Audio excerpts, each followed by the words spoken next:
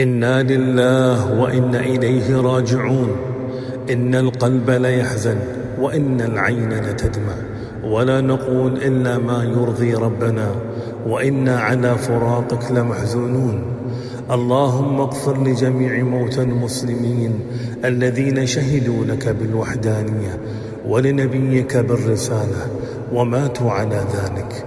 اللهم اغفر له وارحمه وعافه واعف عنه وأكرم نزله ووسع مدخله واغسله بالماء والثلج والبرد ونقه من الذنوب والخطايا كما ينقى الثوب الأبيض من الدنس. وارحمنا اللهم برحمتك إذا صرنا إلى ما صاروا إليه. اللهم اغفر له، اللهم اغفر له وارحمه برحمتك يا أرحم الراحمين.